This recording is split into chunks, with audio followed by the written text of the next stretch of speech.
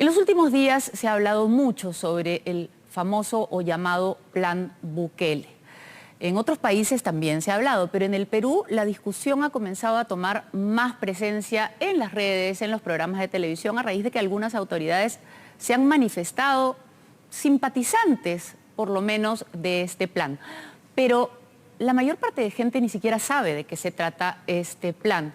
Y cierto es que estamos cansados de vivir en un país inseguro. Vivimos en un país con muchísima inseguridad, pero atacar la inseguridad también requiere respetar los derechos de todos. Y eso es lo difícil, lograr ese equilibrio. ¿De qué se trata este plan? ¿Es o no aplicable a nuestro país? Vean el reportaje que ha preparado Eduardo Quispe. Brian Cosío tiene 18 años y no quiere la ayuda de su madre, pero la necesita. Hace un mes le pusieron un arma en el pecho y le dispararon a quemarropa. Ocurrió el 27 de julio a las 9 de la noche, muy cerca de su casa en San Martín de Porres. Buscaba sus llaves en la mochila cuando vio las luces de una moto. Y la moto se acercó más. Me tiró del hombro, yo volteé, ya sabía lo que iba a pasar. Resignado en su interior dijo: me van a rebuscar y me van a golpear para asustarme. Todo eso ocurrió, pero él ya sabía qué hacer, cómo actuar ante una situación similar, porque lo había hablado con su madre hacía pocos días atrás. Anteriormente a mi madre le habían asaltado con arma igual.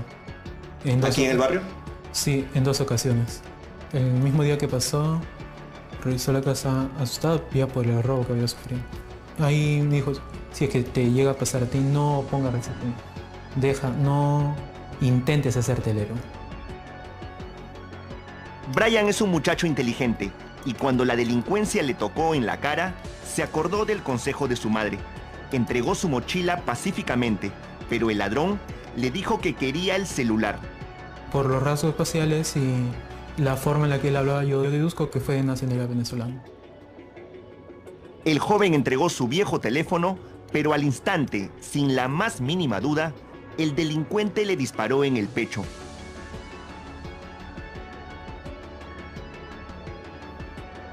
Vi la tienda que estaba prendida, estaba abierta en ese momento. Me acerqué corriendo, apretando la herida. Me senté a un costado de la puerta. Con una mano me apretaba la herida, con la otra golpeaba con fuerza y gritaba: vecinos, me dispararon, vecinos. Un mes después, luego de estar internado en un hospital, ha vuelto a su casa, donde cualquier sonido relacionado a esa noche lo perturba. En 2 ocasiones, al estar aquí sentado, tranquilo, escuché la moto y me alarmé. Porque pensaba que podría pasar lo mismo a otra persona. Y le pasó a otra persona. Esta semana, a una cuadra del lugar donde le dispararon, mataron a un policía que salía de su casa. Le robaron su arma y el asesino fugó con su cómplice en una moto. Mientras la violencia en las calles se desborda en Lima y en el interior del país, estas últimas semanas la gente en redes sociales y diversas autoridades han empezado a hablar de lo que está pasando hace varios años en El Salvador, ese pequeño país centroamericano donde la criminalidad ha disminuido debido a lo que ahora todos conocen como el famoso Plan Bukele. Así que mejor esténse tranquilos y déjense arrestar. Por lo menos allá adentro van a vivir y van a tener comida. 2 tiempos, claro. Y sin pollo. Nayib Bukele es el joven y polémico presidente de El Salvador, que con poco más de 6 millones de habitantes ha sufrido durante 40 años la violencia de las pandillas más populares y sangrientas del mundo, conocidas como la Mara Salvatrucha.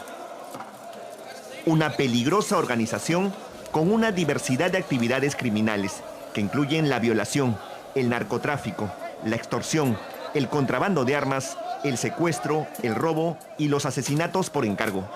Desde que asumió el gobierno en el 2019, Bukele, sin contemplar miramientos, les declaró la guerra.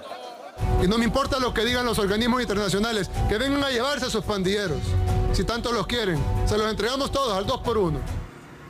Bukele ha puesto en marcha un plan que ha tenido tanto éxito como cuestionamientos. La mano dura ha sido la principal característica. Sus métodos y políticas han llamado la atención de diferentes países, incluyendo el nuestro. Basta recorrer la Panamericana Sur para leer el Bukele peruano. Se trata de un eslogan de un desconocido aspirante a político. Sin embargo, esta semana, esa popular fórmula Bukele pasó del TikTok y de las pintas a la agenda política. Uno de los primeros en poner el tema sobre la mesa fue el jefe del Consejo de Ministros, Alberto Otárola. El Salvador es el país que menos delincuencia tiene en América Latina y esa es una realidad. El Perú tiene su propia política de seguridad pública. ¿Se podría evaluar una aplicación en algunos métodos como lo está haciendo El Salvador? Se podría, ciertamente se podría, efectivamente.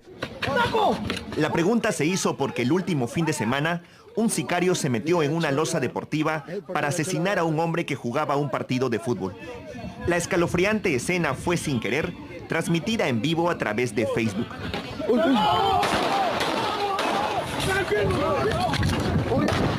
Buenos días, muchas gracias. Ante la declaración de Otárola, el debate empezó. Congresistas y diferentes autoridades opinaron a favor y en contra.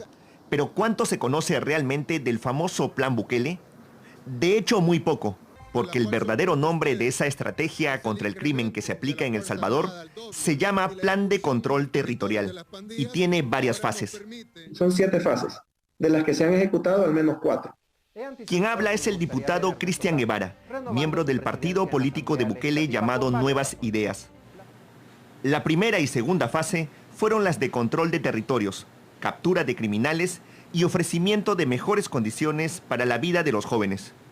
Luego vino la tercera fase, y quizás la más cuestionada dentro y fuera de El Salvador. Bukele pidió al Congreso, donde no tenía mayoría, se apruebe un presupuesto adicional de $109 millones para potenciar las Fuerzas Armadas y la policía. El Parlamento se opuso y en respuesta, Bukele ingresó al Congreso acompañado por fuerzas militares que prácticamente tomaron el recinto. Este hecho fue aplaudido por la mayoría de los salvadoreños, pero criticado por la comunidad internacional. Vamos a dotar a la Policía Nacional Civil y a la Fuerza Armada de todo lo necesario para combatir el crimen. Con las armas en su poder, Bukele logró en mayo de 2021 el poder político total. A diferencia del Perú, en El Salvador, las elecciones congresales no se hacen junto a la elección presidencial. En el 2019, cuando Bukele fue electo, en el Congreso solo tenía 2 diputados a su favor. Por esa razón, sus pedidos no fueron aprobados. Todo cambió en el 2021, en las elecciones congresales de ese año. Logró obtener 56 de los 84 escaños. Nosotros en nuestra primera participación obtuvimos 56 diputados de un solo, que es la mayoría calificada. Más los aliados somos 63. Las elecciones del 2021 le permitieron a Bukele tener más poder.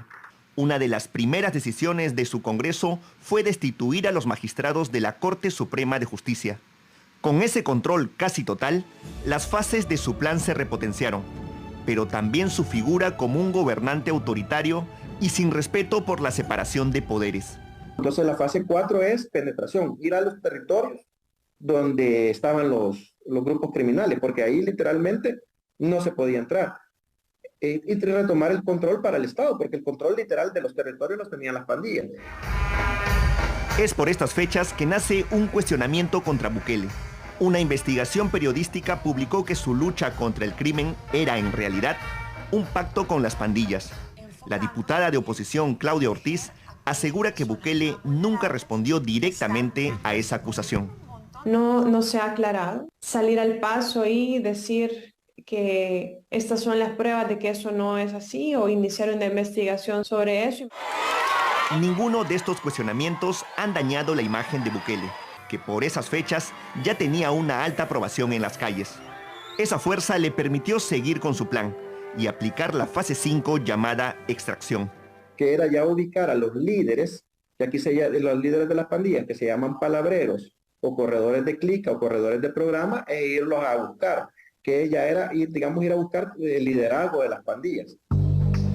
La popularidad de Bukele siguió subiendo hasta que el 27 de marzo del año pasado, en un fin de semana, las pandillas mataron a 80 personas en diferentes partes del país.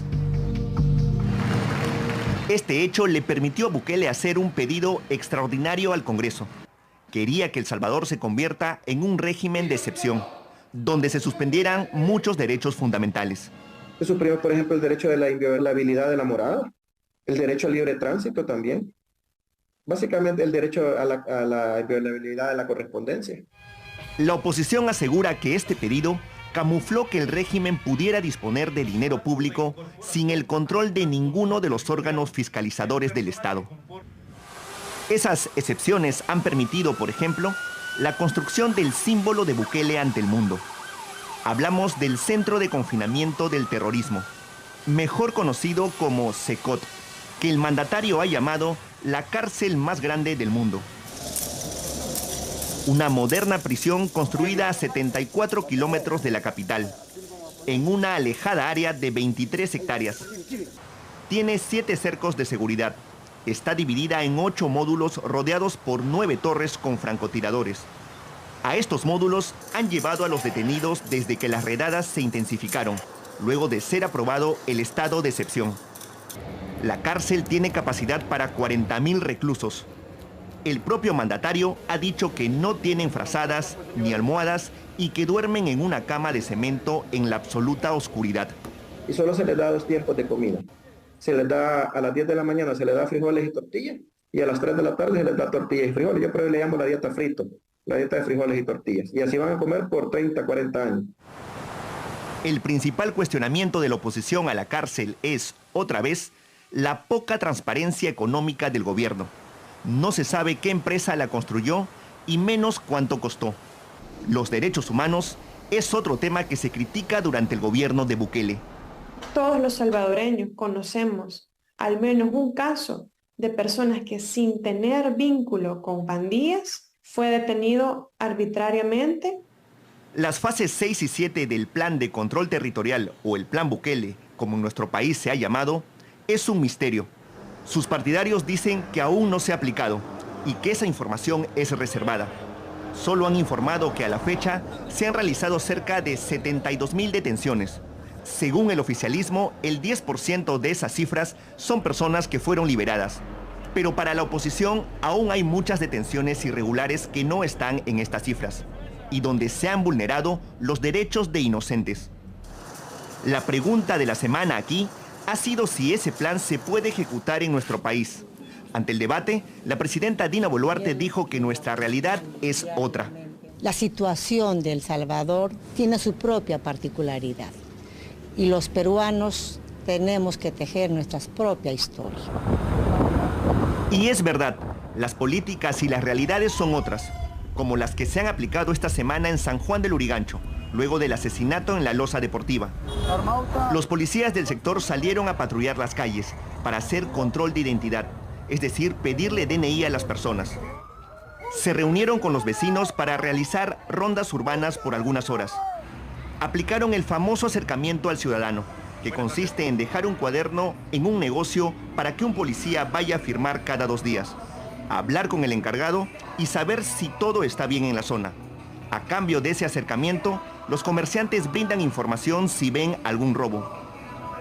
Mientras ese es el plan del gobierno para combatir el crimen y se siguen debatiendo ideas, la dura realidad nos dice que aún hay víctimas como Brian Cosío, que buscan fuerzas entre sus miedos para seguir adelante. En el hospital pensaba, tranquilo, vamos a salir de esto. Tu vida no se ha detenido, es en cámara lenta. Vamos a ir despacio, vamos a ir firmes, vamos a recuperarnos y vamos a seguir bien.